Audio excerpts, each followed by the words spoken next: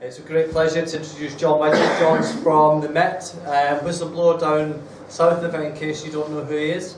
And he's going to tell us on his findings and why he no longer works for the Met Police.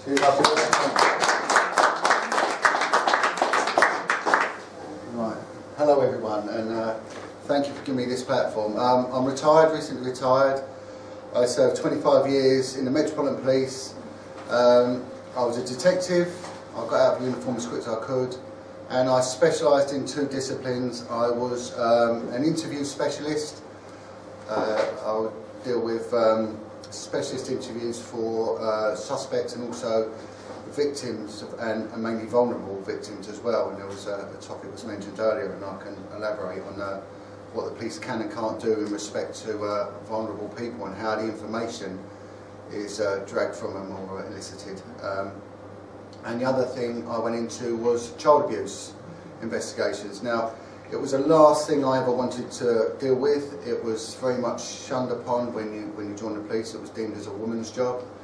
No one, when I left training school, ever wanted to go into child abuse investigations. But the children found me, as it were. I also, from very early on in my 20s, from the sort of inception of my policing career, I've become a single parent of 4 children. Two of the children biologically weren't mine and were going to go into the care system due to dysfunctionality from their mother, so I won't go into that part.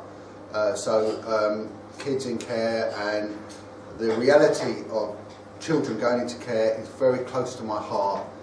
I dealt a lot with informants, and I used to come to Scotland quite a bit to the prison service, and I've seen really what an appalling prison service it is up here, and I'm not denigrating anyone, but it's yeah, not ideal. So Robert, you did well to survive as an Englishman in the Scottish prison system.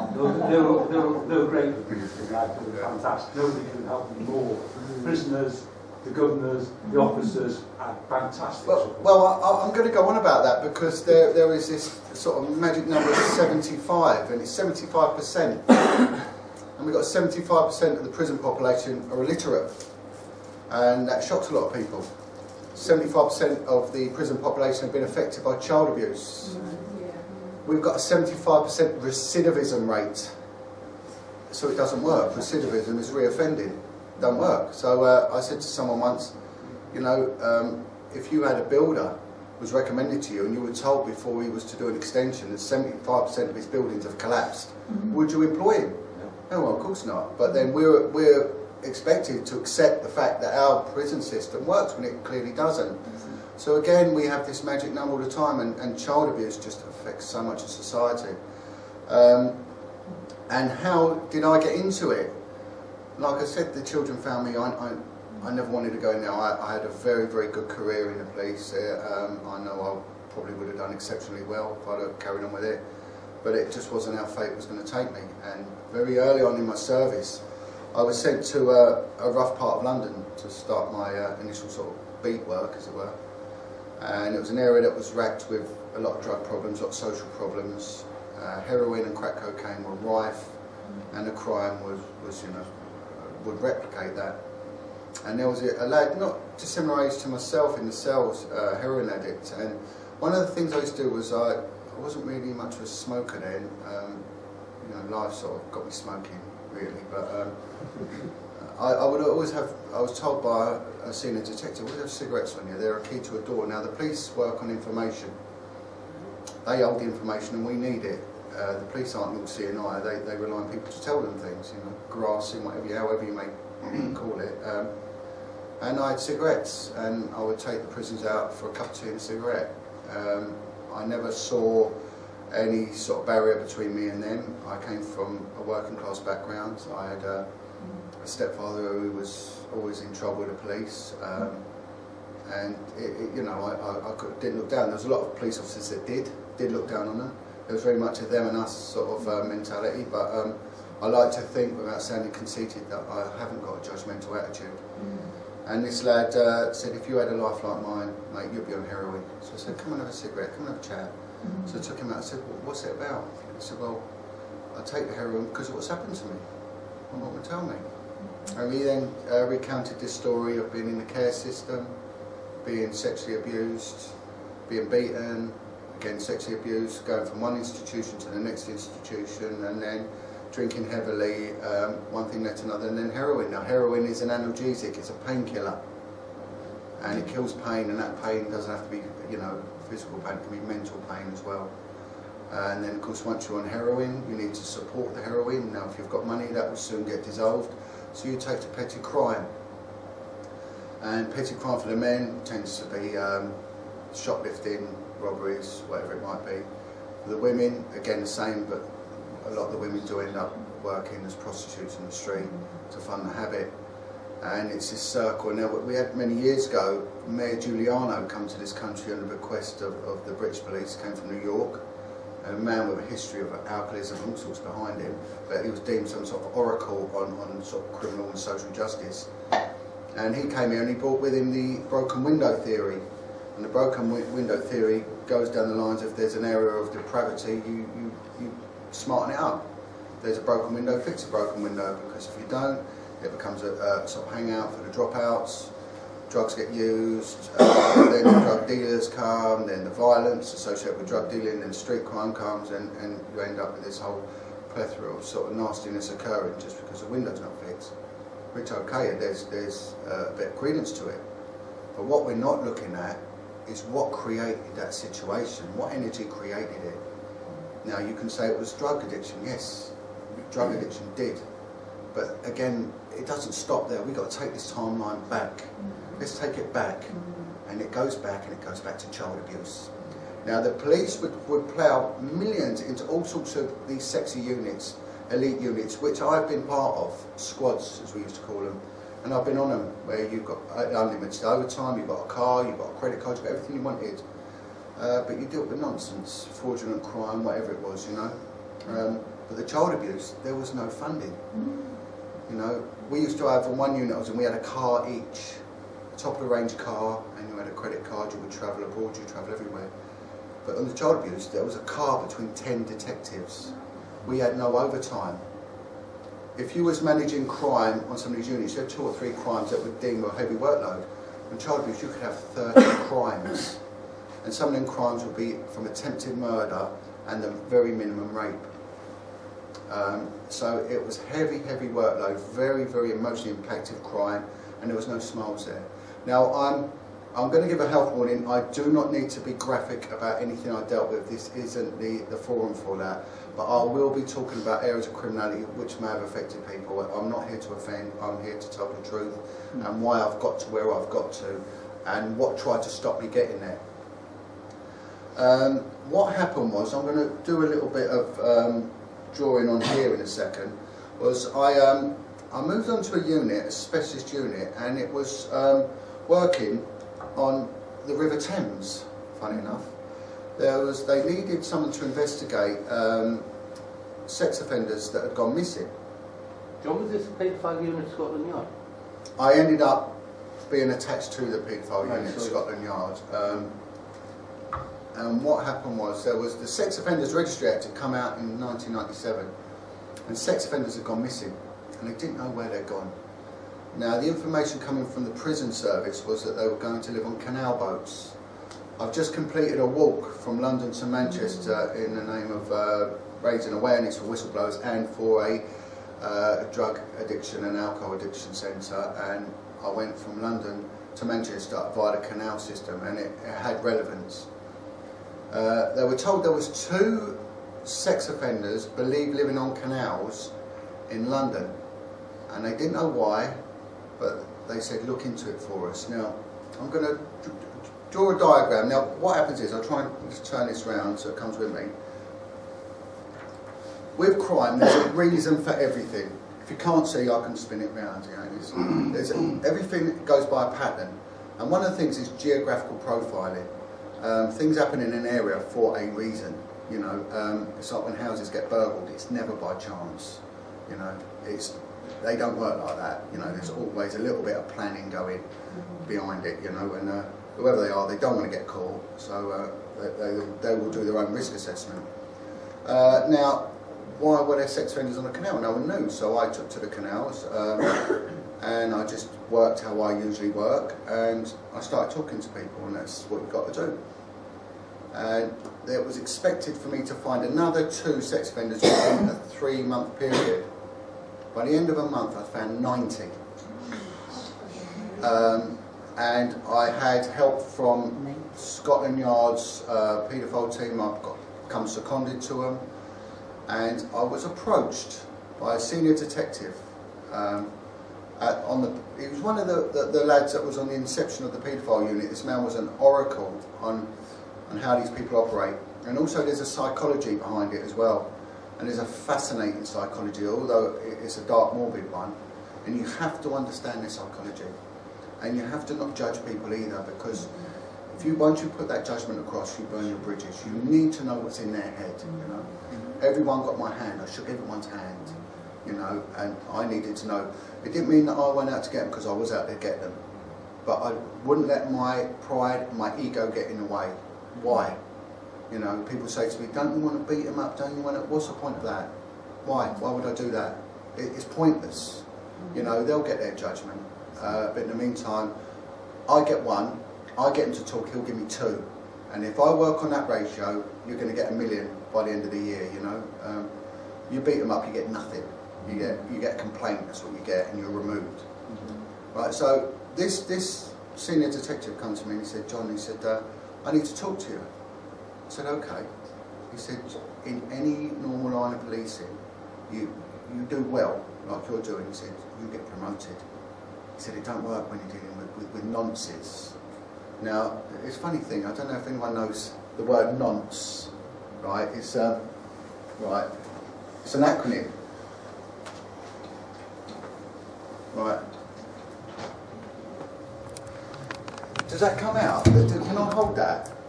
I think we can give you the food. Oh, right, okay, right. Nonce, it stands for, I think it was Pentonville Prison, was the first penitentiary prison.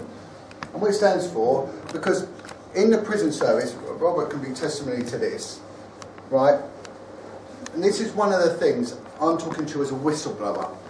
One of the things the police do is they prosecute whistleblowers.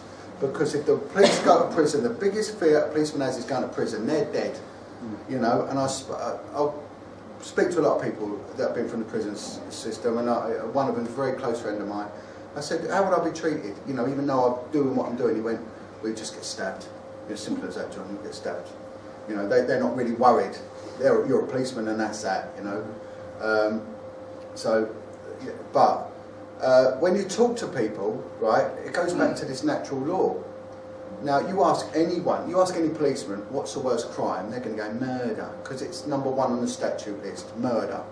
You know, on day date, you did murder so-and-so, and that's it, murder. And the murder squad is seen as the ultimate squad.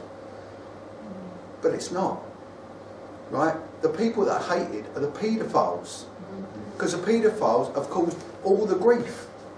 It's all down to the paedophiles. Yeah, as a child, as you know, John, as a child, it affects you for the rest of your life. Of course. It never goes away. And not only that, Brian, they've done studies into this. It's not just your life, it's 3 generations. You know, this is what they're doing. Sometimes I think it's deliberately designed like that. Of course. It's excessive. Of course it is. And, you know, hopefully we'll try and address some of that as I go on. And the reason why this is clamping down, and probably a lot of people know, but the paedophiles are hated. They have to segregate them. They even knew this in the 18th century. And that stands for not on normal circulatory exercise.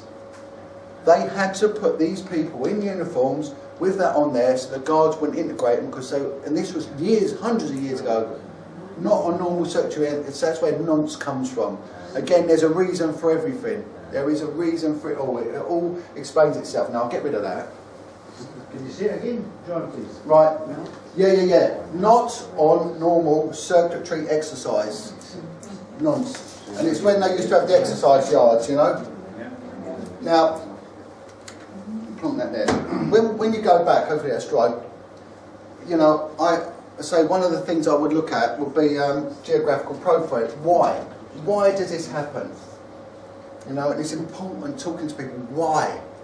And that's what we need to know. Now, when you look at London and you look at the river network, right?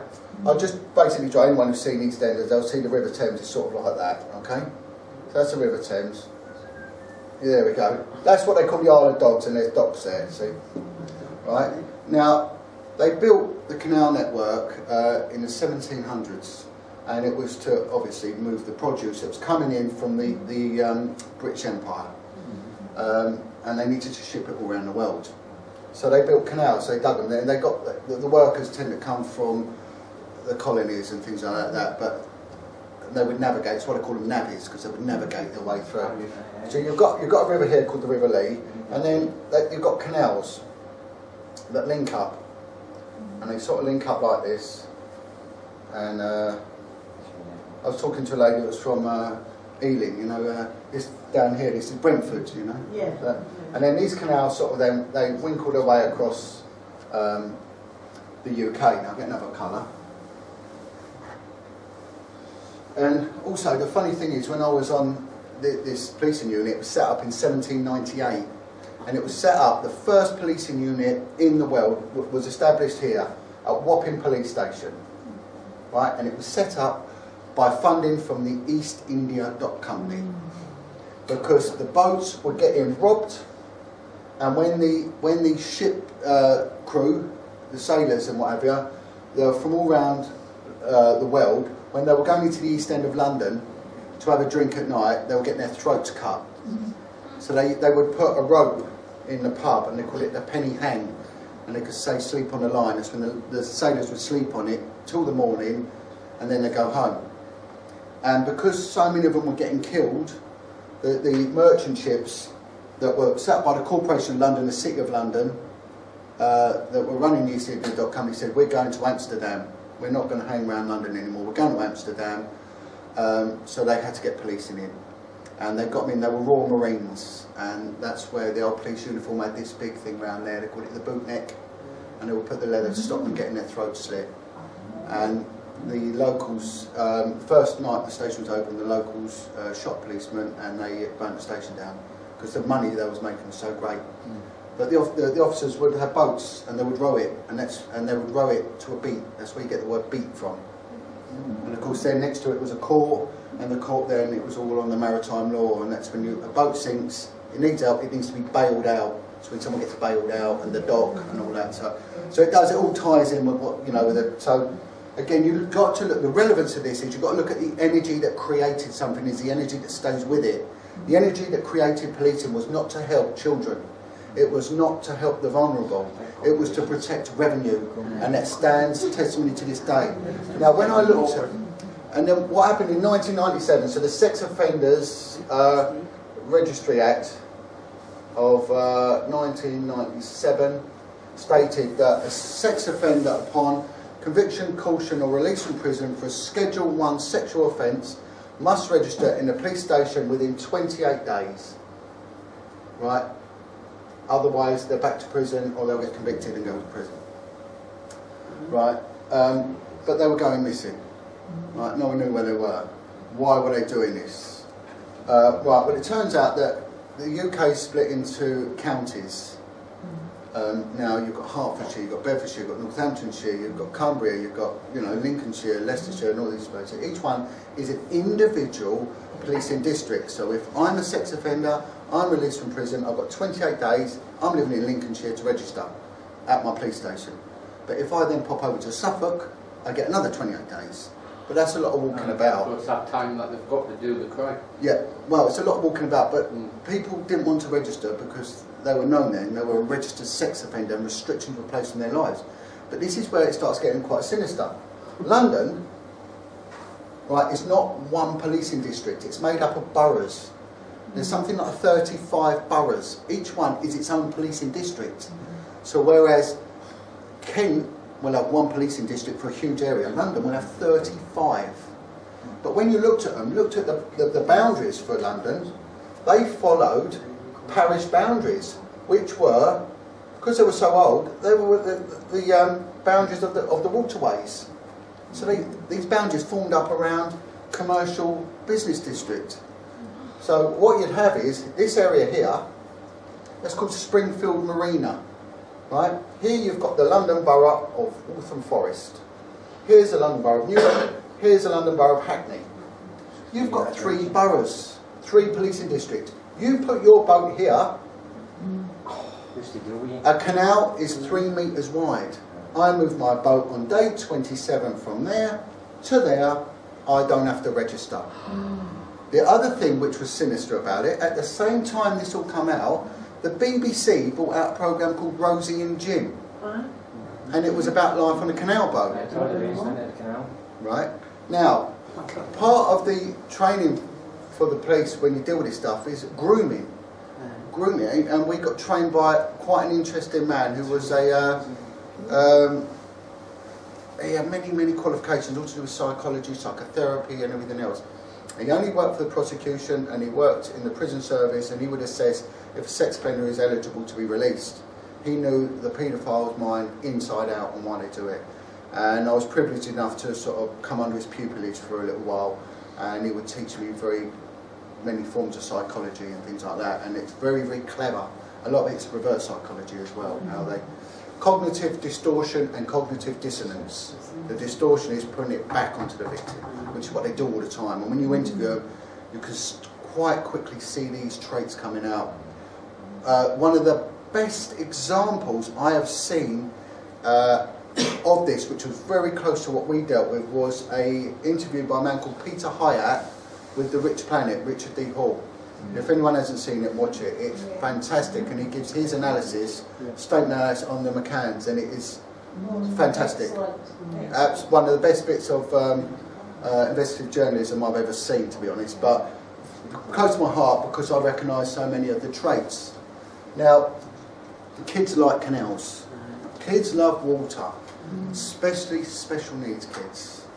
You know, they like it. And it's strange. Then you know, there's the mental hospital right on the canal. There is, right on the back of it, yeah. And I'll tell you something as well. There was one of the most dangerous sex offenders in the country was living on a boat at Ballsbridge Marina. And this man, his testimony was that if he ever gets a child, he will abduct the child, he will decapitate the child, and they allowed him out. Where was he? He was in Ballsbridge Marina down in Southall. Yeah, and luckily he was arrested, and he was. But these were dangerous people, and they were setting themselves up with special needs kids. You know, the Fred West used the canals as well. Well, I'll tell you and what.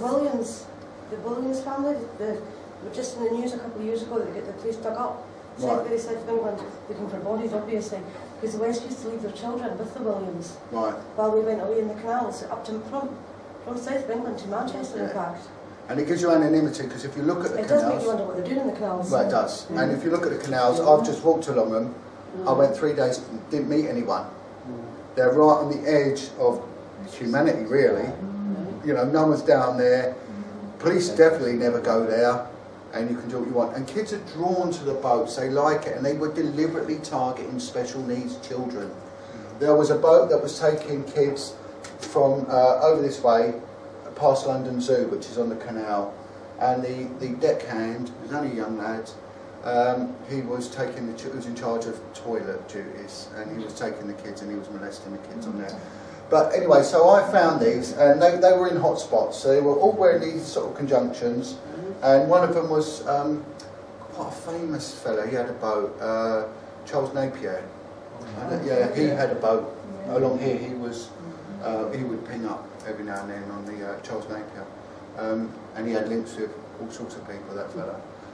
But this was, so I found 90, and then what happened was that this fella said to me that when you look into this, when the sex offenders, he said, and you are getting quite a name for yourself now, you're doing quite well, they're going to come down on you. 2 weeks later, I was dragged in by a chief inspector and said, John, we're shutting this down. Highly successful. The unit I was on had arrested 9 people in 9 years. I arrested something like 45 in 1 year. So it was highly successful. It was endorsed by the paedophile unit, wanted it running. We were getting inquiries from all around the world, from the Falkland Islands, from Jersey, from everywhere. I've become a coordinator for everywhere. It's massive. Shut it down. And he said, we can't afford you to be seconded out. And I said, well, that's rubbish, isn't it? I said, please stop lying. And he turned around and said, look, it's come from high up. Shut down. So this was the first time I'd experienced how things shut down. And as an add-on to that, this fella said to me, I've got to tell you, he said that when we were investigating, we had the MP Leon Britton twice banged to rights.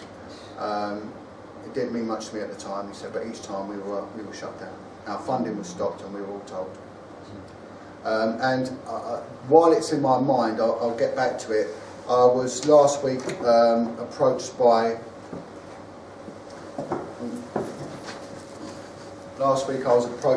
a police officer from the West End of London who stated to me, he come up to me and he said in the mid to late 80s, he said we were all brought into an office at Rochester Road Police Station, which covers Pimlico and Westminster, and we were told anyone patrolling or stopping any car or person coming in and out of Dolphin Square will be disciplined and may be dismissed. So, you know, we are looking at cover-ups that the echelons know about it. You know, they do know, and their denial and their attack speaks volumes. And like I was saying earlier to a couple of people, that if they'd even treated us whistleblowers with a bit of respect, they may have not got us doing what we're doing. You know, they actually created us. If we're a monster to them, they created us because of their arrogance. You know, and it just absolutely phenomenal, and that's what you deal with. So, what happened then was I couldn't stay on that unit. I couldn't. My children were young. I was going through the family court system. Again, I have every sympathy for anyone who goes through the family court system. It's a shocking thing. But I had an understanding, you know, of what was going on. And I went on to a unit which is called the Clubs and Vice Unit. There we go. Clubs and Vice Unit. It's a unit with a huge history behind it. A lot of corruption behind this unit, and there was also stipulations that were set out by the Home Secretary for any officer on this unit because of corruption in the past, because you're dealing with the sex trade. They would deal with all sorts, through casinos, nightclubs, pornography, absolutely everything. But one of their remits was street prostitution. And the Victorians were quite a canny bunch, and in the Street Offences Act of 1890 or whatever it is, that dealt with street prostitutes, they also put a provision in there that any child that is found in a brothel or in a red light area must be taken into police custody and protected straight away. They were not to be criminalised, you know, they are to be protected. And part of my initial duties was to go out, what they call it the Tom Squad, right? They call it the Tom Squad, right? And we called prostitutes Toms, and that comes from this rhyming slang Thomas More. I don't need to say what that rhymes with, you know, but so that's it, Thomas More. That's it. It's all, you know, so the Tom Squad. We'd go out, we'd pick up the prostitutes. Every one of them, every single one of them was a heroin addict. Every single one of them had come from the care system. No one was really worried about nurturing them for their information or whatever. They were just out there to drag them in. They had a competition. There was 4 teams running, and they would say, if you can nick 10 toms a night, you get an early day or whatever. You know. So it was just, no one was bothered. But I started talking to them and sort of working alongside them. One night we stopped a young girl. She was 13 to 14 years old. She was a heroin addict and she was underfed. She was very, very small. She was from I think she might have been from the Welsh Valleys, a little girl about that big. She looked 10. She was whoring. She was prostituting herself. I took her into police custody. I was then told to get rid of her because she had scabies and the car would need decontaminating. So, let alone whoever picked her up and had sex with that girl was committing statutory rape because she was beyond the age of consent, you know. So, could have caught rapists that night, and subsequently who was wanting this young girl. And this is how it went. There was no concern for that kid at all, nothing. And they said by the time the social workers get here, the social workers couldn't be bothered, you had to contact other social workers, she'll be on the street again tomorrow, what's the point? And that was it, the attitude, let's get out and make some money and stop mucking about. So that's how it went. A bit of time passed and I was asked to look into an investigation involving a 13-year-old girl that had alleged to the police that she had been pimped out. And she'd been pimped out by a woman The woman was a prostitute, known to the police, and believed to be involved in grooming children. So the police have known about her. And I was warned about this girl when I started it, and that she's very well connected. This woman, her nickname was Foxy. She was a larger-than-life character, very, very switched on, very cute. I don't mean it in a good-looking sense. I mean, she was like a fox on the street. She was switched on. She was a drug addict, but again, the tail would never wag the dog with this girl. Nothing would control her. Even drugs can control her. She was, you know, and she was very, very well connected. She was preying on the drug addicts' children, and she had unfettered access to them. So she was getting hold of the girls. These kids were being neglected. Again, these people prey on the kids in the care system. This is what they do. I had an informant who turned around to me and said, whatever you do, at the time I was going through the court proceeding with the kids, he said, never get your kids in care. Never. Because the last thing they get is care. And then this was the information I was coming with, you know, just saying the first night in care, they'll get it. You know, unless there's a parent coming for them, no one coming from them, they're in trouble. Right, so these were the kids they were preying on. And again, there's a psychology behind it. Any sort of attention is attention, whether it's negative or positive. The worst thing you can do to a human being is isolate them. You know, we all strive attention. We are all together. We're sentient beings. We need to interact, and even if it's a violent interaction, it's still an interaction, and that's been proved. If you isolate someone, they don't last long. Same with dolphins and things like that. So. What was happening was these kids, they were aged between 9 to 14 years old. They were given drugs and they were being pimped out, and it had been going on for a long, long time.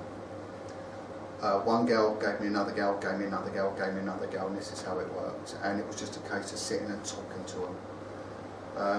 The area where it worked was a wealthy part of London. However, it was just on the edge of where cheap hotels, where builders were staying. There was a lot of natural barriers, so there was one of the areas that had a big hedge, and kids could be hidden in the hedge if their clients would pick them up on the street, or they would be dropped off and they would be taken. Sussex Gardens. Sussex Gardens in Paddington, bordering on the Arab quarter of the Edgware Road. Some of these kids were taken to wealthy Arab restaurants. They were exchanged for £2,000 a time, and other times they were traded for 10 rocks of crack. You know, and this is what's happening. There was kids from all sorts. There was a lot of kids from traveller sites as well. So it was across the board. It was totally interesting. There was boys, but mainly girls. What was also happening was that the woman that was running it, she had a judge on her side at the local magistrates court, so that he was protecting her as well. And the information I was getting in, the judge was looking out for her. There was someone that was also very senior in the music department at the BBC.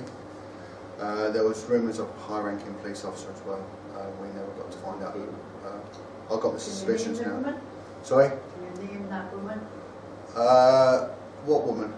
That was running it with a judge. Yeah. No, it's Foxy Fiona Walsh. If you can Google it, she did get convicted.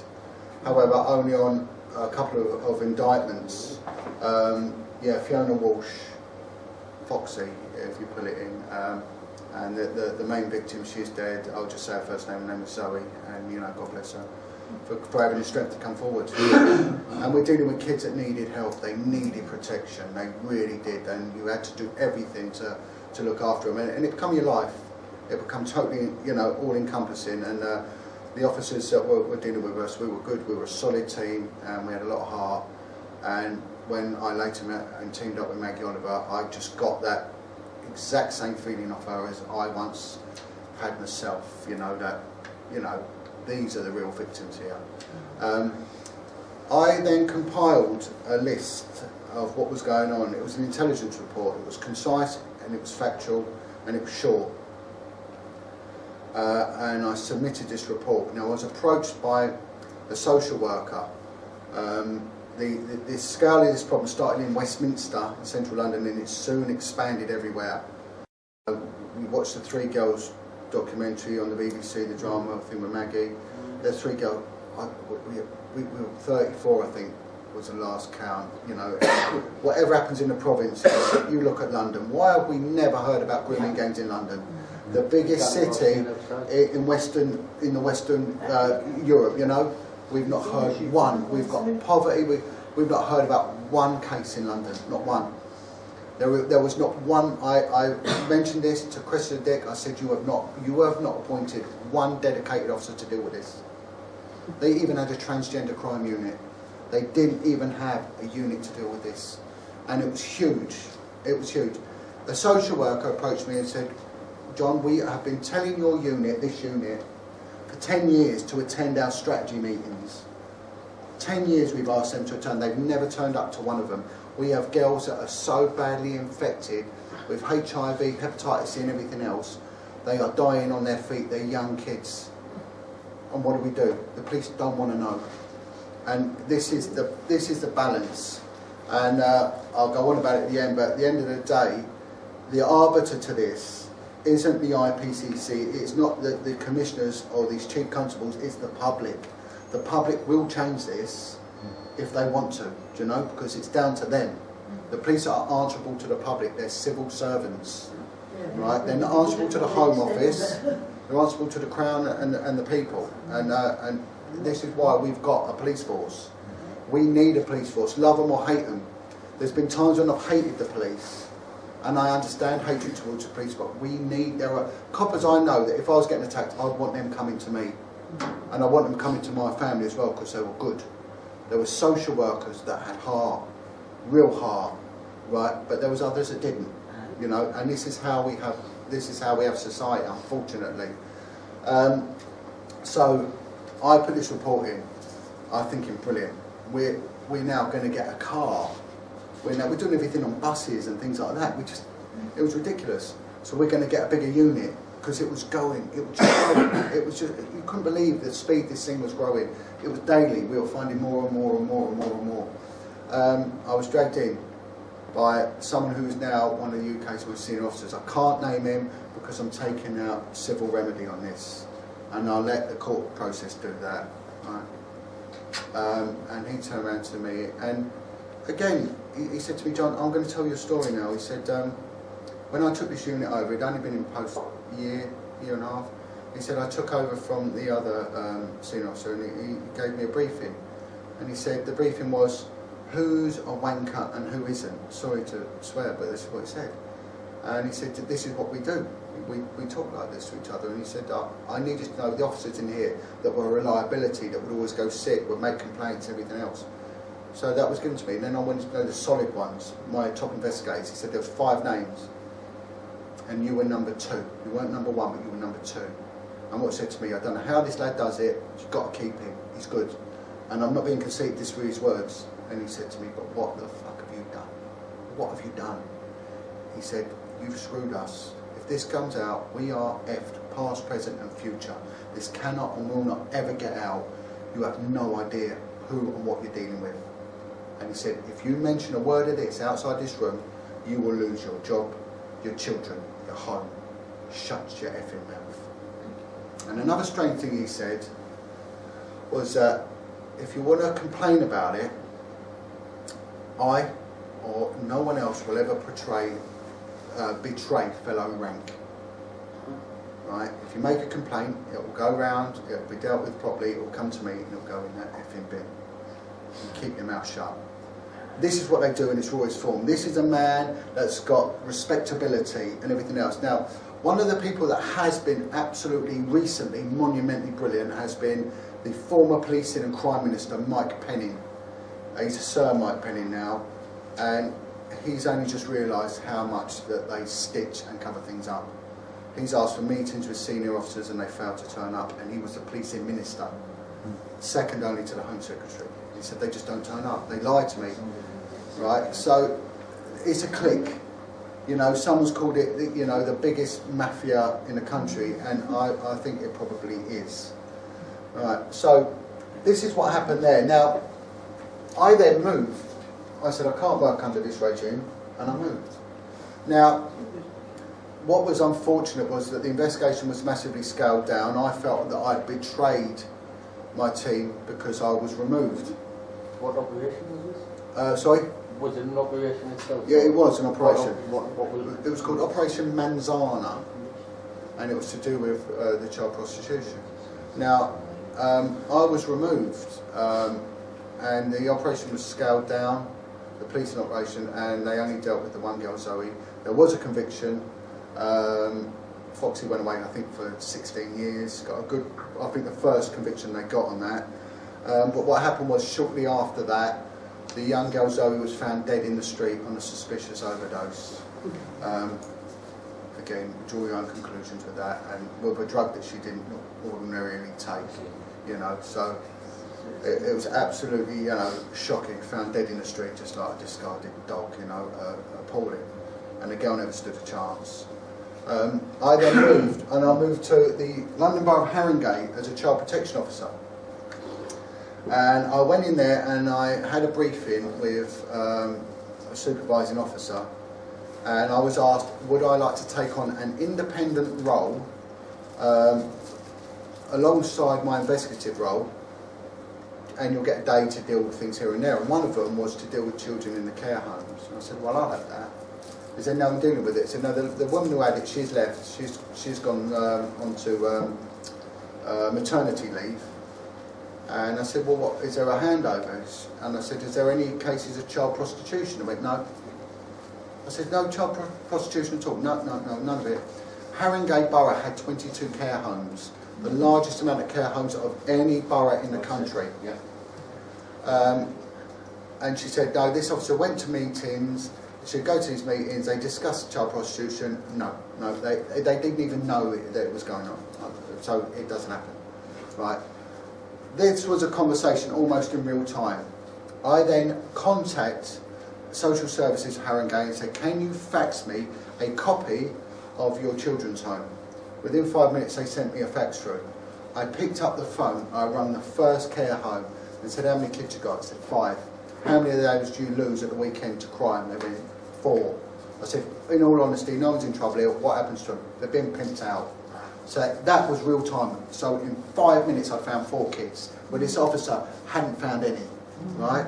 By the end of that week I found 50 children, right, that were being worked as prostitutes. 50 kids.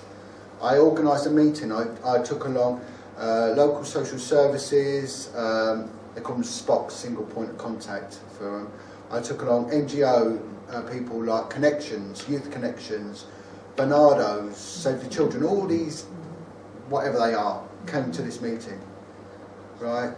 And I was silenced. I was threatened by someone in Bernardo's that I was treading on toes, who then reported me to a senior police officer, who then put pressure on my inspector to shut this investigation down. I came up with an algorithm of dealing with it. And what I found was something that they're now using as a national model, but it's something I got out many, many years ago. And what we've got, at the very core of this, very rudimentary little picture, right, a little kid. This little kid's in trouble, right? This little kid needs help. And this little kid is working as a prostitute, right? So, the unit that should be dealing with it is the one that deals with prostitutes, you'd like to think, which was the specialist unit they had. So that was the Clubs and Vice unit, right? CMV, right? But they turned around and said it's nothing to do with us, because that kid's subject to a care order, right? We can only deal with strangers, we can't deal with interfamilial things. If it's a care order, it's an interfamilial issue. It's child protection. So, you've got the child protection unit, right? CPU, child protection. They will say, well, nothing to do with us, because the kid always goes missing, so it's a missing persons unit. So then you had the MISPA. Right, every one of them I invited to a meeting. And instead of rowing in to protect that child, they legitimately could row out and not deal with it. And say it's nothing to do with us. And that is how these kids get through the net. By passing the book. Yeah, and it's done. Is it done deliberately? Yes. Hand on my heart, this is done deliberately. Not by the low-level officers, no, because they're ignorant to it. Because a lot of coppers are sycophants. They took a lot out of the military, they do as they're told. They're told don't do this, sir, this, I refuse to call anyone sir or anything. No one got that after a few years. They got called their name and that was that. You know, I call no one sir anymore because I don't have to, you know. But this is what they do. This is how you get institutionalisation, and this is the structure you get. I was answerable to that child. Now, what happened was, my kids were still quite young. I was scared because I now get reported to a second senior officer for dealing with this. Bear in mind, I'd given my word I would never look into child prostitution as long as I remained a policeman, right?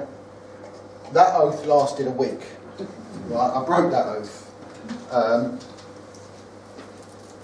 But I was frightened, and along with that comes the associated issues of heavy drinking and isolation. You become very insular, you become very isolated, you become fearful of everything. If ever I got called in to see a senior officer, I used to make sure the door was left open and, you know, things like that. I just, and I would avoid them.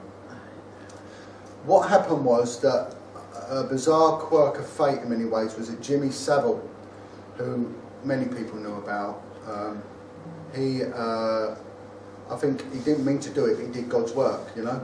He got exposed. And he got exposed in a monumental way. And brilliant. But at the same time, working parallel, the alternative media had really started moving forward. I took a great interest in what they were doing because I could see the benefits of the alternative media, and I could also see the sort of loyalty they had to people that had information. And through that, I teamed up and have to this day worked very closely with a man called Bill Maloney, an amazingly courageous man. And there's a story behind this, and I'll never betray my sources. So I was working, years had moved on, and I worked on a unit, and I had a lovely, lovely detective inspector who's a good friend to this day. And one day he said, I think Bill Maloney had been on one of the alternate media channels, giving this speech, and I come in at work, and my boss said, John, come in. He said, did you watch this thing last night? I said, yeah, I did. He said, did you see that mouthy bloke, Maloney? I went, yeah. He said, what do you think of him? I went, I liked him. He went, so did I. Go and get him. I went, well, how do I get him? He said, well, you're a detective, find him. Let's go and talk to him. And we tracked him down. By the end of the day, we had a meeting with him, and we said, we're here to help you, Bill. We're here to help you.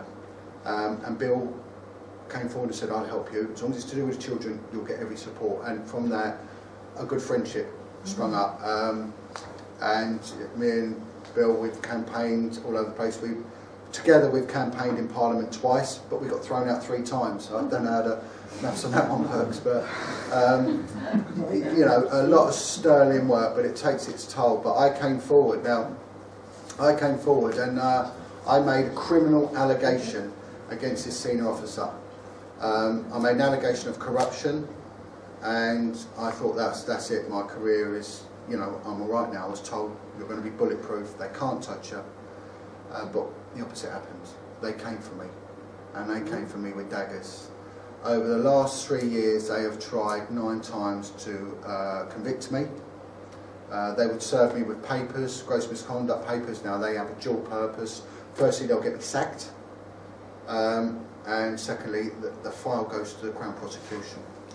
Now, you might get away with it once. I got away with it 9 times.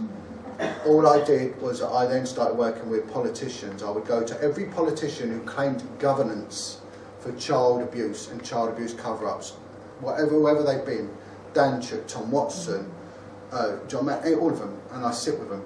And if they do nothing, it's seen and it's noted. I'm not going to shout and I'm not going to scream. They're seen, they're noted. So the next time I go and see another one, I say, I spoke to him, I spoke to him, I spoke to him, and they've done nothing. Now I'm speaking to you. I do the same with the senior officers. I write to all the senior officers. This is happening to me, but will you stop this oppressive campaign against me? They do nothing. So I go up and I go up and I go up and I go up. And then they can't turn around and they can't say, we didn't know. They all knew. They tried to cover up my allegation. The Met Police handed it over to the Operation Winter Key, the IPCC, who sat on it for nearly 3 years. You're meant to be given as a witness and an informant. You're meant to give them monthly updates. I never received one update in 3 years about my allegations. There did come forward that the IPC said we have credible information.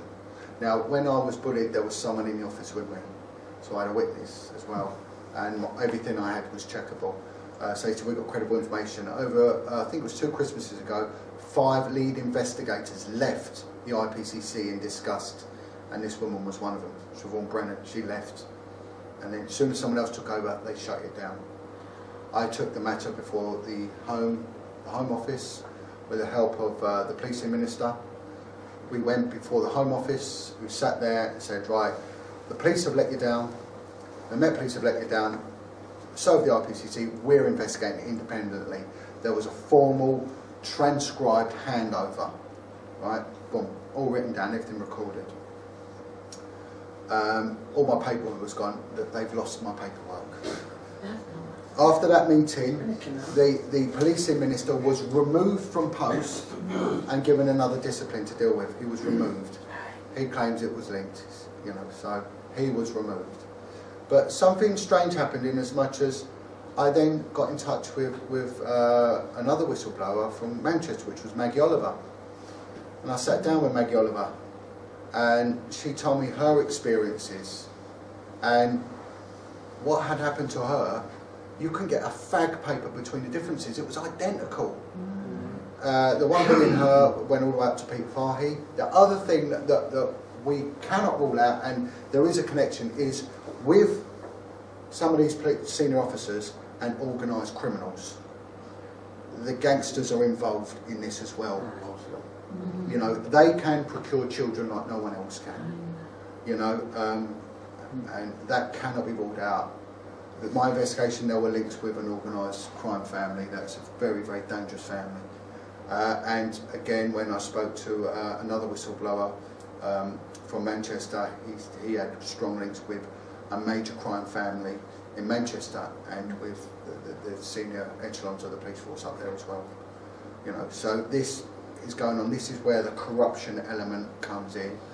I then went and met with an incredibly brave man called Lenny Harper, who had exposed the Hope de la Garenne kids home. Now, went up to see Lenny, and Hope de la Garenne, I had a bit of a link with it because Bill Maloney's sister was there, and also Ted Heath would visit this place, and the kids were disclosing that they were taken into a cellar, which was a dungeon area, and they were tortured. They were raped and tortured, and some kids, they never saw them again. So there was rumours kids were killed there. Right. Well, they weren't it because of skull. Remember how can you get estrogen in the skull? Well, I'll come on. No, you can't get estrogen in a coconut, I mean. I'll tell you exactly what happened there. Yeah, so Lenny Harper turned around and said he was a clever man, you know, a very, very wily detective indeed. He turned up and they knew there was an archaeological dig. So he brought along an anthropologist and an archaeologist who were expert witnesses. They found this basement, had a bath in it, there was blood stains in it. They took along a cadaver dog, which was the best cadaver dog there was. I forget his name, Bobby or something like that. There was a trace. Now these dogs are trained to sniff. They train them on pigs. There is no difference between the smell of a rotting human and a rotting pig. They're identical. There's so many bizarre familiarities between. We can't have any organ from any animal. No, we're 99.9% compatible with apes, but we can have a pig's heart. You know, and there's a lot of religions don't eat pigs, so you know, it's very strange. But there's only 2 animals that have collagen on bones, which is like a tissue layer on the bone, and that's a pig and a human. The anthropologist said this is human bone. Not only is it human bone, it's an infant human bone, and it's got collagen on it, plus the fact that dog picked up on this as well. So it wasn't a pig, it was human. It was bagged up with a unique seal reference, total continuity of exhibits, off it went. The Jersey Authority wouldn't send it to the dedicated laboratory, they sent it to an independent one, and it come back in a different bag with a seal number the same but a different seal, same number, which is weird because you just don't have it. You don't have 2 phone numbers the same. So. And it come back and they said it's coconut. Lenny Harper was threatened, there was an arrest warrant put out for him, and Jersey's a very strange place because in Jersey they have a feudal system. The landowners get the chance, their children can be honorary constables, so they get given a warrant card and they're allowed to police with no training. And he said one of the fellas that was working there had actually had a conviction for rape, and he was allowed to police. And this was, again, Lenny Harper's testimony and the structure of bullying was identical to mine, absolutely identical. And what was said to me was that this was prior to a major attack on me. They're going to come for you. They're going to serve you gross misconduct papers. They'll find them. They'll prove them. You're going to get arrested. You're going to get sacked, and you may go to prison. Well, near enough, every single thing like that happened. Right? Maggie Oliver said exactly the same. Boom, boom, boom. They said to Maggie Oliver, "You're going to prison." She had to go home and tell her children she was going to prison. You know, I said, "Would you have gone?" She went, "Yeah, I would have done." When the attack come on me, they stopped paying me. The banks come round and were going to repossess my house.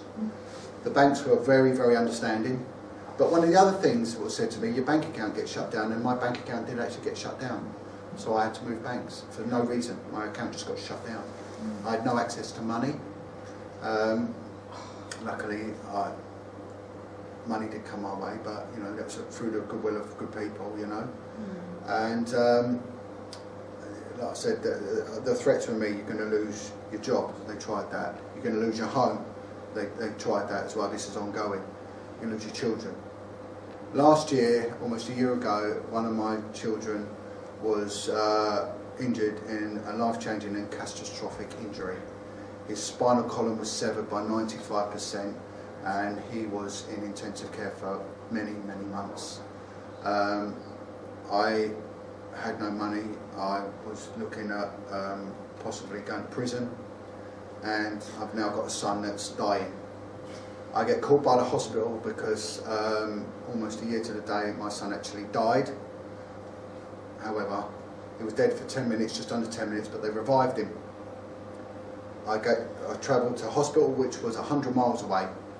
I was sleeping in my car to be by his side because I had no money. I was sleeping in my car, and I gave blood as a blood donor so I could get a donor's badge so I could park in the blood donors parking in the hospital, and that's how I was living. A colleague of mine went to the Met Police and said, "Look, you've got to help him. He's got no money. He's relying on charity. His son died last night, and you know he's dying, and the prognosis was bad." I got to the hospital. 2 consultants were there, and they said, "Look, we've lost your son, but we've got him back. He is being ventilated at 100%. We can only do that for a few days because it will just damage his lungs too much. We've got to send him for a CAT scan. We think his brain may be permanently damaged. Will you sign this form that we will turn off life support?" And I said, "Yes." What's the point? They're the experts. They said, "Otherwise you can go to court." I said, "No, if he's dead, he's dead. I mean, what can I do? I'm pragmatic, but that's that, you know." And I signed it. Anyway, I stayed by his side for 3 days, by my son's side, and then there was movement. He moved his finger, he moved his toe, and he looked at me, opened his eyes. I said to him, "Son, I love you." And he mouthed, "I love you, Dad." And I went, "I'm going home." And I said, "What?" I said, "No, fuck it, I'm going home." And when I got home, police are waiting for me. The Metropolitan Police, when they were told what had happened, had sent an allegation to Hertfordshire Police that I was leaving my 16-year-old boy home alone with my 26-year-old boy, who was there, home alone. So it was an attempt to start care proceedings against my youngest son.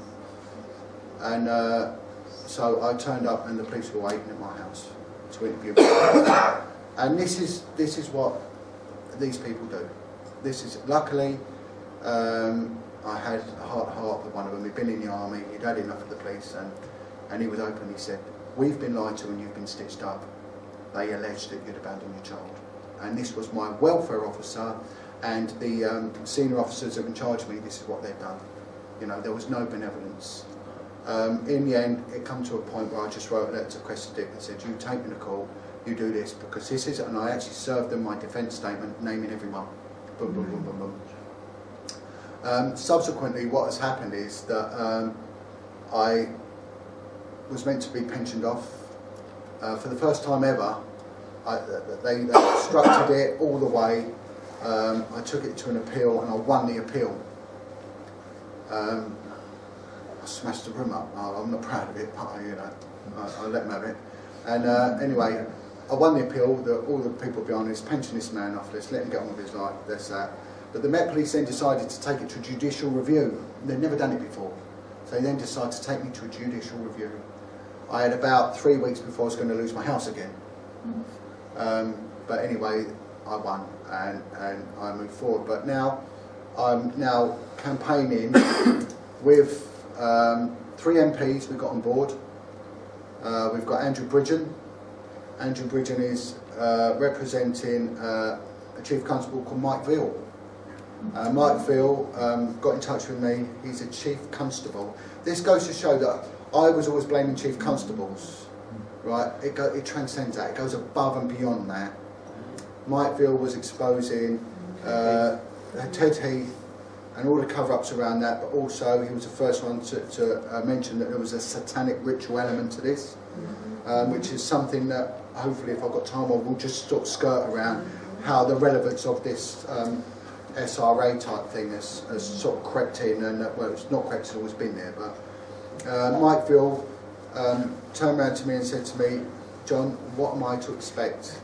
And I said, they'll show no quarter, Mike, they will come for you and they will come hard. But we are all behind you, all of us. And they did come for him. And they made up horrendous allegations against him.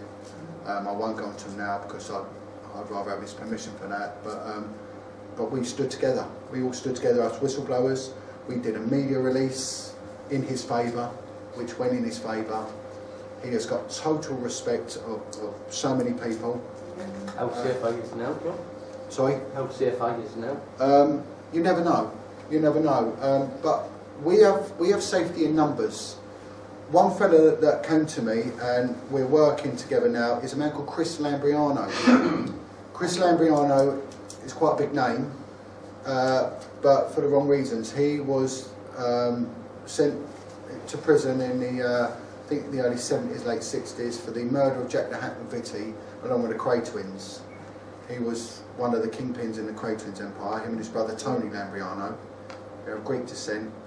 And a very strange thing, whilst serving, you know, a life sentence, a lot of it in segregation, he saw God. He saw the devil first, saw the devil in the mirror, and he turned around and he invited Jesus into his life and changed his life around. He now helps with alcoholics and drug addicts at a place called the Lay Community in Oxfordshire, which is phenomenal, which, unlike the prison service, has got a 75 to 8% recovery rate. And this is one of the places where I'm very heavily involved in. And Chris Lambriano, despite his background, and again Bill Maloney's background, spent a lot of his younger life in the institutions, we've all got together. We've all got together, and then it goes beyond that, because now something I'll go into in a minute, but I've just completed this campaign walk along the canals, and all of us whistleblowers were all attacked in the same identical way by the same people. Or ilk. Now, when we went on the walk, we were approached by so many people who just showed us nothing but love and compassion. It was unanimous, absolute love for what we're doing. And then on the final bit, there was Maggie, Pete, and then we was joined by Robert Green. And the other officer said, who's this? I said, you've got to talk to this man. You've got to talk to this man and listen to his story, because it just, you know, it just knocks spots off all our stories. And then Robert turned around and, you know, recounted his story to him, and Maggie turned around and went, bloody hell, you know, you wouldn't have thought it of him, would you? I said, no, you know. But we were sat in a bar after we meant to be met by Andy Burnham, the Mayor of Manchester, who failed to turn up. We did a press release and we all went into a Slug and Lettuce pub, and then the management came over with a bottle of fizz for us. And so we want you to know that we followed Maggie and we know what you're doing, and we want you to know that we want a photo with you all, because Slug and Lettuce are backing your campaign all the way. I had a group of Hell's Angels turn up, and one of them had been through the system and said, we're supporting you. We'll try and make it on the bike to the last bit. If we don't, you know, we'll let you know. And they donated money. We was going to the pubs and getting a round of applause. It was just absolutely phenomenal, the respect we got all the way. I was asked to give a talk at this rehab centre, and they have guest speakers coming in every now and then, and they tend to get 10 or 12 people turn up, and they put out to the community that I was turning up, and every single resident turned up, about 52 to 56 people there. And the manager said, we're going to have to pull it, John, because there's a lot of anger and aggression in the community today. And we don't think we can manage it. We've got a lot of very, very dangerous people here. And we can't guarantee your safety. We think this will go the wrong way. And I said, well, look, I don't need to go on about the ins and outs of abuse. They know what that is. Why do I need to do that? I want to know that I'm doing it for them. And they gave me the chance, and it was silence. And there was a big black guy sat there, and he said to me, he tells me about his abuse and what he went through with his sister, which was horrendous. He said, but I then went on to hurt people. I would rob places, I would torture them. I wanted them to feel all this pain. And I become one of the most dangerous men in Salford. He said, but you know how we hate the police. I went, yeah. He went, who's your backup? So I'm on my own. I said, I work with Bill Maloney. He said, but he's not here, is he? I went, no. So he comes and walks towards me, and big Chris Lambriano gets up, and Darren gets up, right, to sort of human shield me or whatever. And I said, no, it's okay. And he come up to me, and he whispers in my ear, he goes, now you've got me, son. I'm behind you all the way, give me a big hug. You know, a little tear in his eye, you know. And this is what it is, and this is how, this is unifying us. This is bringing us so strongly and cohesively together, you know, and whatever minor differences are, that has to go to one side. And with the right platform, whether it's on the alternative side or the mainstream side have done it, but they're a little bit lame, we will start moving forward, and we will, and we're seeing it happen. We are strongly seeing it happen. But I don't know what the future of this is, but if it carries on the way it is, it will get bigger and bigger and bigger. I've been in Parliament, I've addressed Parliament on many occasions now. We was going on about religions earlier, religious abuse.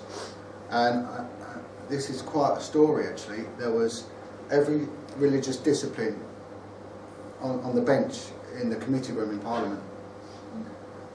And they went through every one. So the Catholics were there, and the Catholics told their story about how the Pope is against it now, and how they are, and they're openly admitting it goes on, and that they are doing something. So you've got to give credit where it's due. The one that didn't turn up was the Church of England, but they'd sent their lawyer. So they went to the imam, and the imam was there, but just prior to the imam getting on, I'd given a talk about whistleblowing and how we need to speak out. It's about vocalising. This is not a time for silence. This is about vocalisation and coming forward and not being frightened. And what I would say is that someone asked me about the fear element. I said, we'll talk about fear. Police officers take an oath to act without fear or without favour. They are denying their oath, and not only that, they're denying the morals behind it as well. Where is the fear? The fear in standing up for what is right, or the fear, let's look at fear. What about that kid in that home in the middle of the night when someone walks into his door? That's fear. Let's not get away from who holds the fear here. And it's not the coppers doing what they should be doing, you know. And I sort of give this sec. And this imam stands up and he said, it's about telling the truth and about swallowing your fear, isn't it, officer? And I said, yeah, it is. He said, right. And he said, when I was a young lad, I was in the care of the Church of England. And this solicitor stood up and went, if you mention any more, we will litigate, boom, boom, boom, boom, boom. And people thinking, what's all that about? Turns out the solicitor is the brother of the priest that had been sexually abusing this imam. And it was a priest who was meant to turn up on behalf of the Church of England. So the imam said, I don't care. And he stood up and he said his name. He did this to me. He made me boom, boom, boom, boom, boom. Well, round of applause, big cheer. The next day the imam rings me. He said, I need to talk to you. That's why. So I've just been released from the police station.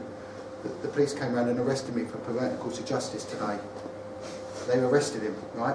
And it turns out that the priest is also head of chaplaincy for one of the biggest police forces in the country. And this is the interaction that we're getting, you know. And this is that it is a mafia, and it is evil. And there was a list that was provided to me, and it goes by the name of the Reigns list, and it's a list of people that are involved in satanic ritual abuse, and it's got quite a punch to it. And the thing is, there's names on that list, and there's couples on there that I can vouch for that have been named as being involved in child abuse.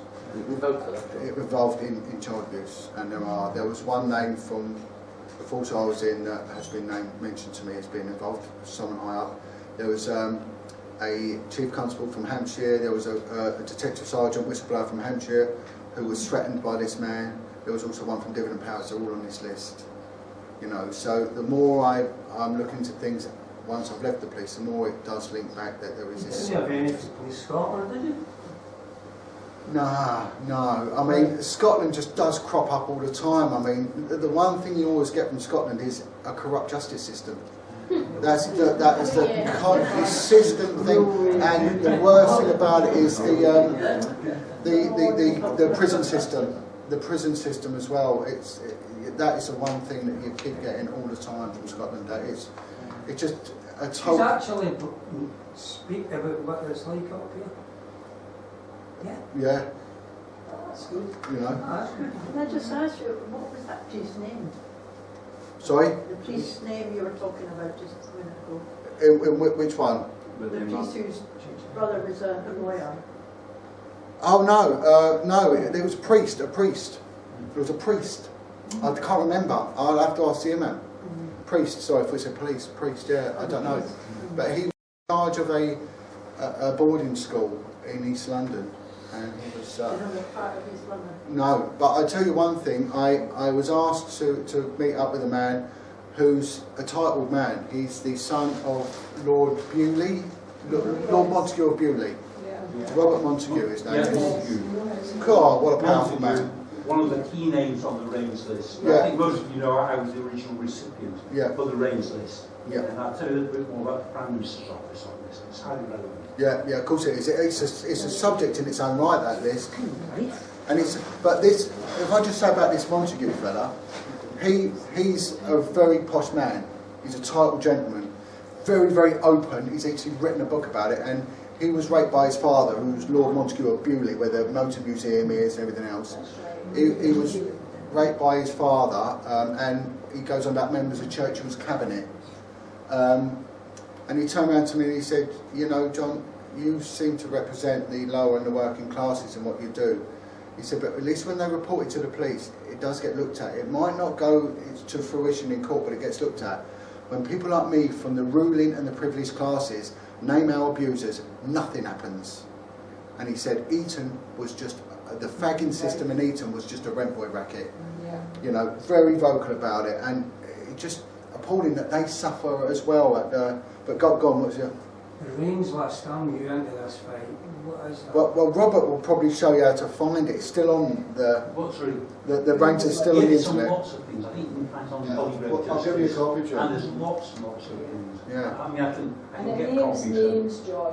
I think so can I just say... Yeah, of course. John, Yeah. Come up. That's a second. As I can speak about this openly, some of you know already. In 2010, I was, because of my work over Holly and the fact that I've been arrested and they were going to bang me up and all the rest of it, I was approached by...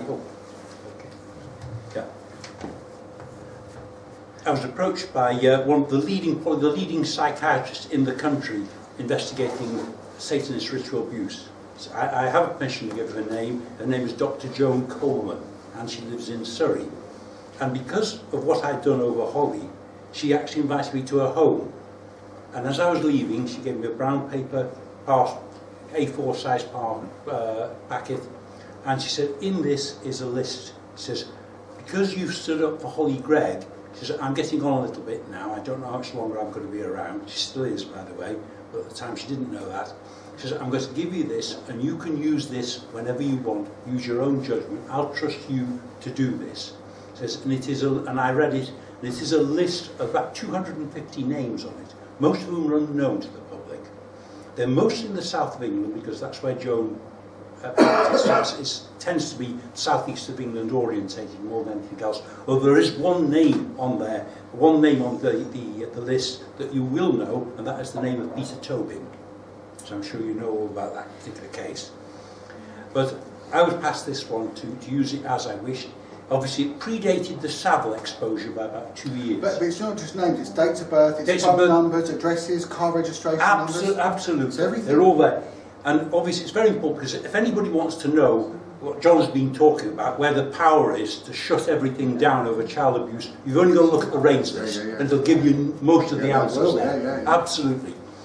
Now, I used this to support Mike Veal when he was doing Operation Conifer, because apart from Savile and several others like Cyril Smith, who we all know about now but didn't at the time, included in that was of course Edward Heath.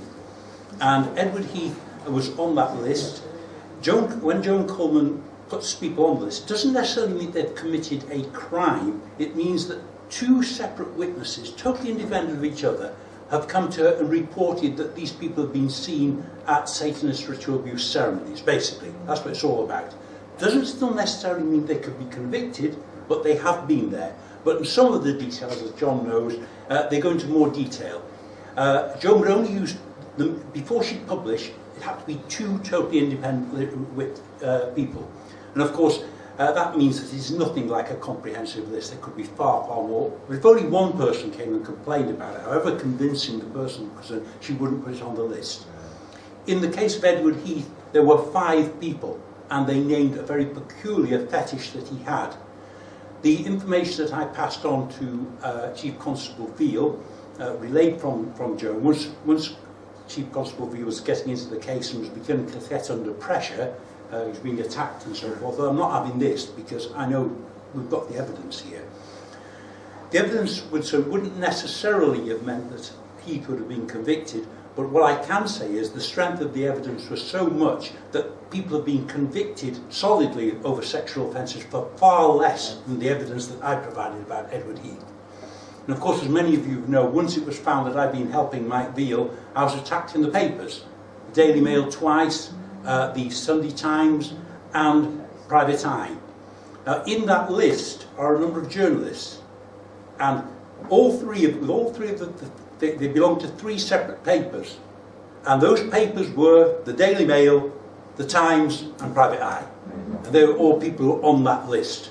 So it was a little surprise to me that those particular publications went for me. I was quite pleased because obviously it means we touched a nerve, because they've been ignoring me in the Holly Gregg case for years, and then suddenly I do get lots of mentions, but I'm called a convict and a conspiracy theorist and all the rest, which I'm used to, you know, it doesn't bother me. But I'm glad that they actually brought it out, but that is how it is. Finally, because I'll let John finish with the speech, I'll tell you something very relevant to this case. I've been trying to get the range list to Theresa May. I was getting blocked by Downing Street all the time. They wouldn't help me, they wouldn't talk to me, they wouldn't promise to send the list or anything like that. So what I did was then to write to Theresa May's constituency chairman. She has the Maidenhead constituency, and her chairman is Councillor Jeff Hill. So on the 2nd of November, I wrote him a letter talking about how Joan Coleman had made the assessments and all the background to how the SRA list was compiled, and I sent it to him recorded delivery and private and confidential to Councillor Hill as chairman of the Prime Minister's own constituency. Didn't get any response. All I asked him to do was to acknowledge it and preferably to tell me that it had been passed on to the Prime Minister. He personally made sure that the Prime Minister had got it. No response. I wrote again about a month later. I haven't heard nothing from you, Councillor Hill. No response. In early January, I wrote again, and I said, this document is very important. I supplied this to Chief Constable Veal in Operation Conifer. It's very important that the Prime Minister sees it and knows the extent of the problem that we're facing in this country. Towards the end of January, to my surprise, I think 8:50 hours, I got a call from a voice I didn't recognise. That was Councillor Hill. And Councillor Hill said, "That Robert Green?" I said, "Yes, it is." He said, "Robert," he said, "I'm sorry to ring." He says, "I've got your last letter, but you refer to other letters and a list that you've sent to me. I've never received them." So I say, "You haven't received them?" He said, "No, I haven't." I explained. I said, "Look, I sent this to you, private and confidential, recorded delivery." I said, I think we can agree on this, that's been intercepted.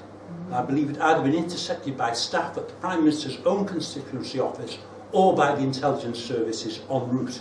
Because I suppose they do, understandably, look at vet mail, particularly going to the Prime Minister's office, which is understandable. But somebody that was private and confidential to you as the chairman, and you didn't get it. Somebody not only intercepted it, but didn't even tell you that there was a letter specially for you there, and a list there. Did you get it signed for? Who signed? I don't know, we haven't got to that point yet. But the main point was that straight away he said, I'd like to see that list. I'll give it to Teresa.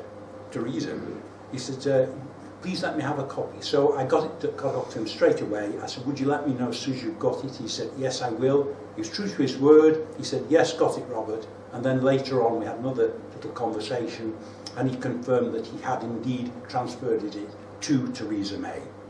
So she has the list now of all these people that John has been referring to. We know exactly, the Prime Minister knows exactly the names of all the people who are involved in covering things on a major scale. And ironically enough, I'd never have had that list had the Scottish police grabbed me on the, the 12th of February 2010 and banged me up unlawfully. I would never have had that list. So it goes to show how people do evil things and nasty things, and sometimes it comes back to bite them. So that's the story of the range list, and it is around. I've sent it out very widely now. So I wanted to make sure that as many people saw it as possible, because I knew they'd actually try and stop people seeing it if they possibly could. But it's out now. It's out, and the Prime Minister has got it.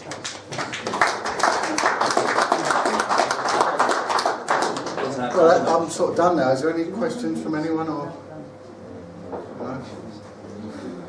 Yeah. No, you're going. My question would be, what could somebody who, like me, have no reason to, I haven't suffered any sexual abuse or anything, just an ordinary person, what can they do? Can they write letters? But I mean, the thing is, right, one of the reasons that we've campaigned on a dual purpose for not better protection for whistleblowers, but protection, because police whistleblowers have no protection. The police are not subject to employment law. They can do what they want to a copper, and it's really bizarre, and they do. Police suicides are twice that of any other high-risk occupation. Horrendous. Alcoholism and everything is terrible within the police, and it's due to the sheer nature of the job. But if we are silenced, the victims never ever stand a chance. And one of the things that was happening with when they were attacking me was that the UK column come up with a brainwave of doing a campaign letter.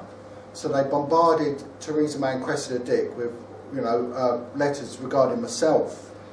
I'll never know the full impact of it. And there was other people that wrote in, and they ended up having to put in place a lower ranked officer to reply to them, because apparently there was quite a lot. It does anything. To do nothing is not an option. And it comes back to that saying. It's Edmund Burke says, for evil to triumph, it takes but for good men to do nothing. We are not in the period of time to sit back and let someone else do it. Everyone can do something, and right, there'll be. Because a lot of people think, yeah, well, it's been going on for years, so what can you do? Well, that's what you get all the time. And let them think that. I mean, there's some people. Yeah. Well, and historic is based on the degeneration of DNA, so 72 hours can be historic, But again, when you look at historic, 2% success rate of prosecuting a historic case. But I had an 80% success rate on that 2%. So if you want gold, exactly. If you want gold, you've got to dig for it, And the thing is, they should be taking child abuse investigations seriously, And the fact that these chair people and the CSA inquiries keep standing down, you need to know why. Why are they doing exactly? Because they're involved. But I'll tell you one thing. You've got some things they give you examples of. They're so far away in another part of the world with people that have got different cultures and different colours. You mentally disassociate yourself from it. Take what happened in Belgium in the 1990s with Marc Dutroux. A country very similar demographically to the UK. The lifestyle is very similar to ours. This man was abducting. Again, we've got to look at the bigger picture. He wasn't doing it on his own. right? He was abducting up to 7 kids, I think they said. That was a conservative estimate, you know, and there was 3 of them they found. But when it come to trial, that they were mentioning all sorts of people, even members of the Belgium aristocracy, royal family, business people, everything were at these parties. They only ever prosecuted the ones that mentioned the rape and abduction by betrothed, but never by a third party. And they had something like 25 civilian witnesses died in the lead up to the investigation. Now, I think there was a link with the fire service. They had a link with one of the girls. They covered it up. This fireman was so disgusted with it, they took their fire wagon and blew the windows out on the parliamentary building. And then the farmers came along and sprayed horse shite all over the front of the building. The next day, over 500,000 people took to the streets of Brussels and marched in a tiny country like Belgium, the White Flowers Association. They took to the streets and they brought the whole of Brussels to a standstill. And that's what they did. And it became quite an infamous march, and it changed things. I'm not, you know, we can't advocate social unrest because it's a crime itself, but what I'm saying is that's an example how these people just had enough of it. When you take our society and how much, someone said to me, do you understand that your life is getting smaller and smaller and smaller the more you get into it? And it is. Because I was even talking to a priest, he went, who can you talk to about this? No one wants to hear it. You go anywhere, can you not talk, you're talking about that again? Right? For 2 reasons. Firstly, they've got bigger agendas. You can't get to these people. And others, maybe it's because it's destroyed their lives as well and they don't want to bring it to the surface again. Either way, it's affecting such a vast amount of society, a huge amount of society, you know, that they need to get together and stop this from happening. There's a thing called breaking the circle. Unfortunately, victims do go on. Not all of them. I don't know what the percentage is, but they do go down to inflict grief on others, as is the nature of the psychology of it all. But you've got to break the circle and say it begins and it stops with me. But there is no help. You know, there's nothing, and we're relying on places like the lay community to give this support and this help and this love, and also that spiritual backing, because there's vulnerable people till the day they die, like you mentioned, Brian, you know. And we've got to demand that they deal with this properly and they treat it properly. And we've got, at the end of the day, the victims here are these children, little kids who've got no one to protect them. They're shit scared, they're frightened, they've got no one. And that's what I see. It's just for the children. Not in my name. It ain't happening. I will go out in the cold and I will retrieve that kid if I know about it. You know, there's a fella out in that I had contact with called Krzysztof Rotowski. He's a Polish. They call him the Terminator. Google him. He's an unbelievable character. He's an ex-military guy, big, strong, tough guy. And in a lot of the northern European states, they were taking a lot of the migrant workers' kids into care, Lithuanians, Latvians, and that sort. For no reason, and wasn't giving them recourse to any sort of solicitors or anything like that. And he was going out and he was getting the kids and taking them back. And I'm not saying do that, but I mean, the Polish were saying, and the East Europeans saying, you ain't doing it to our kids. And they were actually going out and they were smuggling them across the Russian border, and the Russians saying, no, you come in. We know this lot of pedos. We know what they're doing. I heard the other day from a good source that the reason they never intervened in Zimbabwe, because Robert Mugabe openly turned around and said, we know what you do in the UK. That, you know, there's a fella called Gennady Mokanenko. I can't spell his name, but I promise you, if you watch his video, it's called Almost Holy on YouTube. He's a priest, and he goes onto the streets of Kiev in Ukraine, and he goes out and he takes these kids and he abducts them. The ones that are living in these pipes, sewer pipes, and they follow him, and there's actually a kid performing a sex act on a man in the sewer, and you see him goes in here, gives the fellow a clump, puts the kid in the van, takes him off. They're all drug addict kids, sniffing glue, heroin. Heroin's a big thing in the Ukraine because the trade route allows it. And then he privately prosecutes these people. He's worked out how to do it. And he takes them on a citizen's arrest and takes them into the police station and books them in himself. He's got 30 kids living under his roof. And these people are inspirational to me. And he turned around, I'm trying to get out to meet this fella, and he turned around and he had to borrow money off the mafia. and to build a place, because they were just living on the floor in his farmhouse. He couldn't even afford to feed himself. And the mafia came round to collect their money, and he just said, I can't pay you. And he had a dream the night before saying, God saying to him, they're my children, I'll provide, you worry about nothing. And the mafia boss had been in a kid's home and turned around and said, leave it with me. The next day they built him an orphanage out of their money. But we never hear about this guy, and he breaks. I was in the gym listening to his interview, and I was crying. So I said, "You're right, mate. And if you could hear what I'm hearing, it'd break your heart as well." And these people, they make it their problem. They're my children. I'm going to go and help them, you know. And this is what we need. We need people like that just say no, and no one will stand in your way because they're in the wrong. And if they do, they soon fall. They've tried it with me, but what did they do? What were they going to take, apart from the thing with my kid, you know, but anything else? So they take my own. So, you know, okay, we suffer, but I'll live, you know. And when you see what the alternative is to allow this to carry on now. Before I die, I want to make sure that there's something in place that this doesn't happen, you know. And I want to protect the whistleblowers as much as I want to protect the victims, but we've got to look at what comes first. We protect the whistleblowers, we can say, we protect one whistleblower, we can say 10 victims maybe, do you know what I mean? And this is how I look at it, you know? You know, don't be like the man down the well and ruin yourself, you know? So, I don't know, do I go away from the question then? I'm not sure. I think Yeah, the only thing to add is to inform people. There's brochures there, to let people know, because people don't think there's stuff going on. They think it's way back 200 years ago, but it's not. And it's going to get worse because that's all they're sexualising everybody. They don't know the scale of it. There's not going to be any gay or heterosexual or homosexual. It's anything will go because that's what they want. To disrupt family life. There was a woman so can control you. who put one of my interviews online and it went a little bit viral, and I got in touch with her about putting my funding on there, and she was in tears. And she said, I can't deal with it anymore, John, it's just screwed me up, I've been attacked and all that. I said, what do you mean attacked?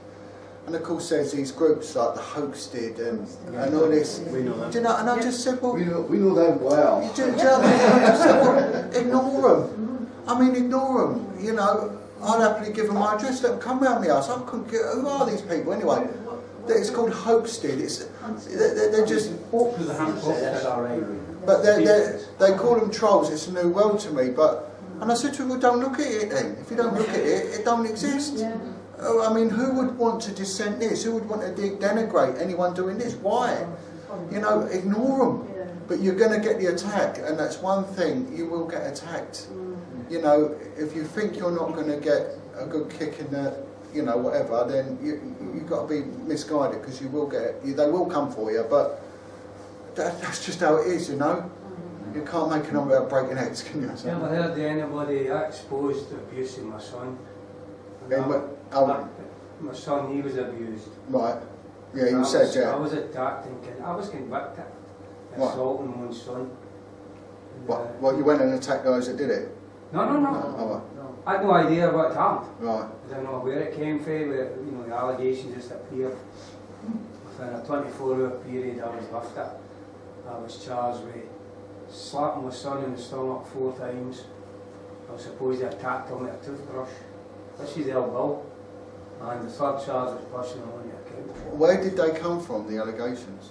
Two carers, the police. Police. They took carers to make up these allegations. Isn't it funny how they couldn't elicit information regarding the abuse because they couldn't communicate, yet they can do it on that? Yes. I know. Yeah. Do you know what I mean? They shut them up.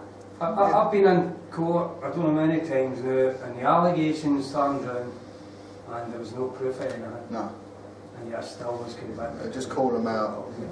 That's shocking. But yeah, sorry, I've obviously... I just want to say it's been absolutely tremendous. Yeah.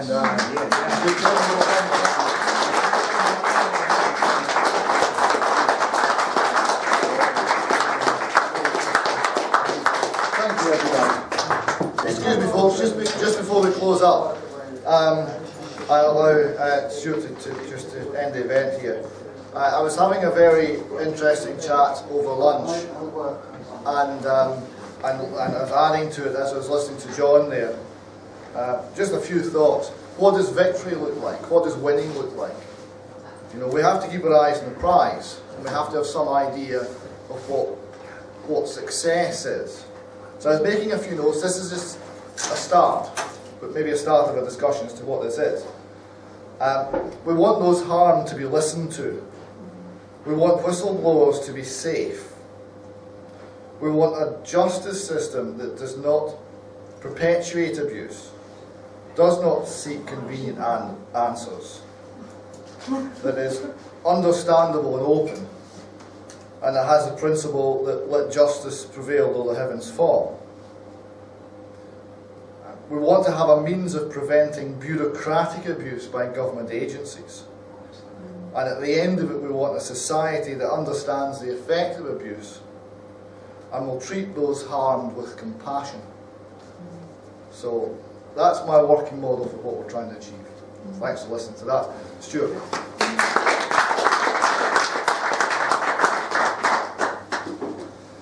It always steals what I was going to say first, doesn't it? You know, Twice, I know, David, I know. No, I just really want to say thank you again to everyone who's spoken, especially John, who's just stepped outside with one of the other directors. Robert, it's always great to hear from you. And new faces that we've never seen before. You know, this is, as David said, and ourselves, it's only the second roadshow out of 36. We've got a long way to go. So hopefully next time we're around and you come again, we'll be in a much bigger venue and moving forward. We are in Dundee next in 2 weeks' time. We've got Lynn Matthew with us, who's the founder of Is He Promise up in Dundee, who's done lots of great work, and we look forward to hearing her as a keynote speaker. David, myself and all the other directors will be there again, and then we'd like to come along. It would be great to see you all. We are a charity, we do talk about fun, so I'm going to get out our famous hat and chuck the hat round if anyone has any pennies, pounds, £50 notes while they still exist. Feel free to chuck them in the pot. Otherwise, there's no rush to get away. People will be hanging around. Any questions that you haven't asked up front, then feel free to jump us and grab us. Yes, sir, before we finish. I just want to make clear this is not a criticism of social work in the NHS in the crudest sense. I've been to many meetings, conferences and so on, and one of the things that I've noticed over the past several years is that I'm being hypothetical, but they are based on reality. Okay? You can have two survivors who've suffered child abuse. One has had the coping mechanism of an addiction, alcohol, drugs, and sometimes a prison conviction. Another survivor can go through child abuse with no addiction, and with no prison conviction. And the unfortunate fact of life is that one gets less attention. And his life doesn't seem as dramatic. I'm talking about the NHS and social work. And the reason I put that to you is because I've faced that situation. I had one survivor who had a horrific background. And I remember he called me and said, all these people came up and spoke to me. And I said, how many do you think spoke to me? I said, one. And I could hear the hesitation in his voice. So what I'm saying to them, the NHS and social work, is they, in my opinion, tend to make a comparison between survivors who've not had an addiction and a prison sentence as if you're doing okay. And I don't think that's fair on survivors who've tried to keep away from those problems, because we still have our own fights in our own ways. Absolutely. Everybody in society, I think, has different coping mechanisms, as you say, and how that is. And some it's good to talk, some it's prefer to keep things internally, some will go to alcohol or what have you. And I think you're absolutely right, and one of the things that we're doing, we try to do that, is to treat everybody on that level playing field. That's how I've been treated with Fresh Start as well being Scotland. I'm not judged as less than somebody who's gone through those problems. I have my own. I have a history of self-harm. I have paranoia, misophonia. I could go on and on and on. But when we're viewed as equal to the next survivor, that means more to me, because then I'm not facing that judgment as I've had from the NHS and social work. I think being alone is just or being unheard and being pushed aside is just being bad, or being alone, and it makes you wonder why you even come forward in the first place, I think. And so But one last thing I want to say is that the access to records haven't that much. I managed to access them at a time where it was easier to access them. And I remember one person said to me, "You've got yours, I don't." And I said, "Listen, access to having records is a blessing and a curse. A blessing as in evidence, a curse that it's a reminder." And secondly, the majority of survivors who've been in residential care, they're not going to say, "I abused this child today," are they? No, not Of course they're not. Well, I have this to show you, and then I'll keep my mouth shut.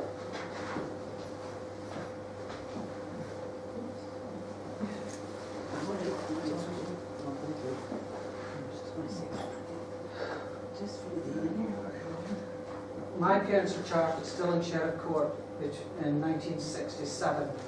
I was 3, I had almost 100 injuries, and I was pale, thin and undernourished. They were charged, and I was put back to stay with them. That's what I have to deal with. You see that? Now, can you imagine some survivors or anybody else saying to me, "You've got your records"? That's a curse to me. Because it's evidence. So, but I'm grateful for the Fresh Start Foundation. Okay, let's see your face. No. No, okay. What I'm grateful for here today is that I'm not judged. I'm who I am. And I'm grateful for everybody that I was going to say to you, fella, just to let them know for the day, you're no longer alone. Yeah. Well, I see a little bit of paper in your hand, so I'll start with the hand. As I said, nobody's going anywhere as of yet, except for me. I've got to rush off.